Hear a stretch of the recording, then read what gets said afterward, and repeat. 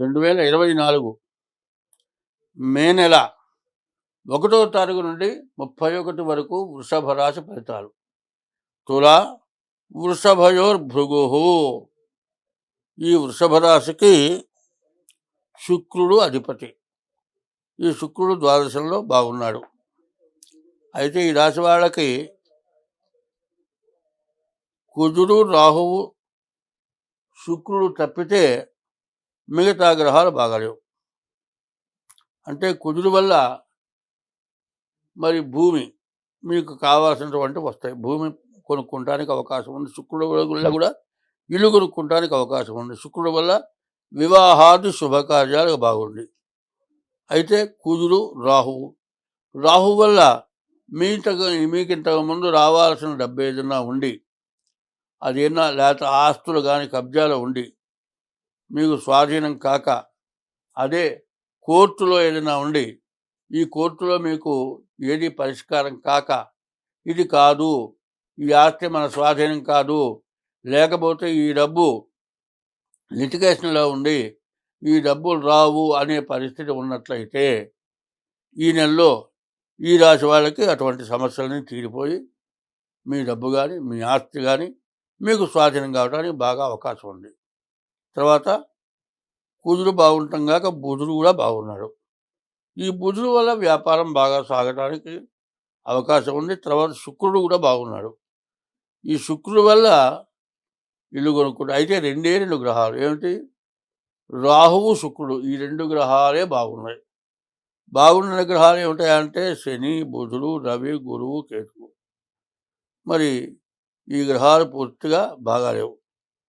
కుజుడు, రాహువు, శుక్రుడు బాగున్నాడు, కానీ 5 గ్రహాలు బాగాలేవు. 5 గ్రహాలు ఏమిటి, శని, బుధుడు, రవి, గురువు, కేతువు.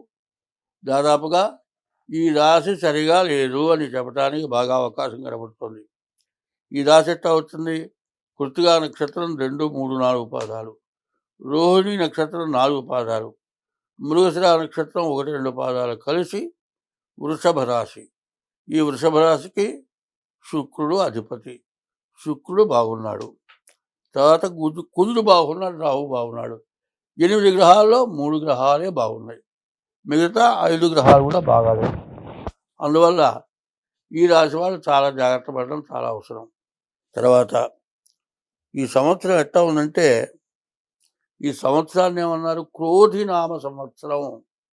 అంటే ఎప్పుడు కూడా క్రోధం అంటే వైరం, లేకపోతే ఎప్పుడు కూడా ఒకరితో ఒకరికి పడనటువంటి చెడు సంవత్సరం అని చెప్పాలి. అంటే చెడు ఎట్లా ఉంటుందంటే, తేలుంది, అది విసర్జించవు. అట్లాగే పాము ఉన్నది, అది కూడా విసర్జించవు. అంటే క్రోధం అని ఎట్లా ఉంటుంది, అవతల వారి మీద పగ తీర్చుకోవటమే అది క్రోధం. ఆ క్రోధాన్ని ఏమంటారు, అరే వీడిది పాము పగరా అంటారు. పాము పగ ఎట్లా ఉంటుంది, పాము పట్టిందంటే మాత్రం వదిలిపెట్టదు. ఈ సంవత్సరం ఉన్నటువంటి ఇది పరిస్థితి. ఇదివరకు ఎవరన్నా కొద్దిగా కోపం వస్తే మళ్ళీ సర్దుకుపోవటం, మళ్ళీ ఏదో కలిసిపోవటం, ఎవరో పరిష్కారం చేస్తే పరిష్కారం పడటం జరుగుతోంది. సంవత్సరం పట్టే పేరే క్రోధి నామ సంవత్సరం. ఈ సంవత్సరం ఎట్లా ఉంది, ఎండలు బాగా ఉన్నాయి, వానలు బాగా ఉన్నాయి, డబ్బులు బాగా వస్తాయి, డబ్బులు బాగా ఖర్చు అవుతాయి. మరి ఖర్చులు ఎక్కువ ఉన్నాయి, కష్టాలు ఎక్కువ ఉన్నాయి, సుఖాలు ఎక్కువ ఉన్నాయి. మరి సుఖమే ఎట్లా ఉంటుందో దాని దగ్గరగా కష్టం కూడా వస్తుంది. కాబట్టి ఈ సంవత్సరం ఎప్పుడు కూడా చెడును పోగొట్టుకునే ప్రయత్నం మాత్రం ఖచ్చితంగా చేయాలి. మంచి ఎదురుగి తప్పదు, మన మంచి మనకు వస్తుంది, కానీ మనతో పాటు వచ్చేటువంటి చెడుని బాగా గ్రహించి చెడు విషయంలో జాగ్రత్త పడటం చాలా అవసరం. కాబట్టి ఈ రాశి వాళ్ళు ఏం చేయాలి, శనికి 19,000 జపం చేయించుకోవాలి, బుధుడికి 17,000 జపం చేయించుకోవాలి, రవికి 6,000 జపం చేయించుకోవాలి, గురువుకి 16,000 జపం చేయించుకోవాలి. అట్లాగే శనికి నల్ల నువ్వులు దానం చేయాలి. అట్లాగే బుధుడికి 17,000 జపం చేయించుకున్న తర్వాత పెసలు దానం చేయాలి, రవికి గోధుమలు దానం చేయాలి, గురువుకి శనగలు దానం చేయాలి. ఇవన్నీ కాకుండా ముఖ్యంగా చెప్పాల్సింది ఏమిటంటే మీ జాతకంలో పూర్తిగా దోషం ఉన్నది కాబట్టి ముందు మీ డేట్ ఆఫ్ బర్త్ ద్వారా మీ జాతకం చూపించుకోవడం చాలా అవసరం. అంటే రాహుకేతువుల మధ్యలో శని ఒక్కడే బయటపడి ఉన్నాడు. మిగతా గ్రహాలు మొత్తం రాహుకేతువుల మధ్యలో పడి ఉన్నాయి. అంటే కాలసర్ప దోషం. కాలమే సర్పం అని చెప్పాలి. ఈ శని అందులో స్వక్షేత్రంలో దశమంలో ఉన్నాడు. మిగతా గ్రహాలు మొత్తం యువతలే ఉన్నాయి కాబట్టి బలాబలాలు ఎట్లా ఉంటాయంటే 8 మందిలో ఒక్కరు బయట ఉంటే 7గురు కలిసి ఏదైనా చేయగలుగుతారు. కాబట్టి ఈ రాశి వాళ్ళు ఏం చేయాలి? మీ డేట్ ఆఫ్ బర్త్ ద్వారా ముందు మీ జాతకం చూపించుకోండి. ప్రతిరోజు కూడా మీ ఇష్ట దైవాన్ని పూజించండి. ప్రతిరోజు కూడా ఏం చేయాలి? ఇష్ట దైవాన్ని పూజించడమే కాదు, అందరి మతాలకి, అందరికీ, ప్రతి వ్యక్తికి మనం బాగుండటానికి ఉపయోగపడేవాడు సూర్య భగవానుడు.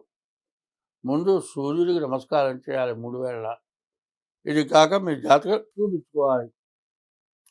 నిద్ర లేవంగానే దైవాన్ని తలుచుకొని నమస్కారం చేయాలి. ఎవరి మతానికి సంబంధించిన దైవాన్ని వాళ్ళు పూజించండి. ఇది కాక మీ డేట్ ఆఫ్ బర్త్ ద్వారా కానీ, మీ జాతకం ద్వారా కానీ మీ జాతకం చూపించుకోండి. మీకు అన్ని విధాలా బాగుంటుంది.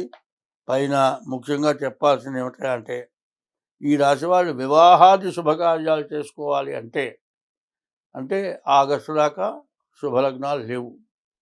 ఏదేమైనా ఈ జాతకాలకు వివాహం జరగాలంటే పూర్తిగా జాతకం పరిశీలించి కానీ చేసుకోవద్దు. ఎట్లా తొందరపడి చేసేటట్లయితే భార్యాభర్తలకి అనుకూలత పోయేటువంటి లక్షణాలు ఎక్కువగా కనబడుతున్నాయి. కాబట్టి ఈ జాతకం వాళ్ళు చాలా జాగ్రత్త పడటం, ప్రతిరోజు కూడా దైవారాధన చేయడం చాలా అవసరం. స్వస్తి.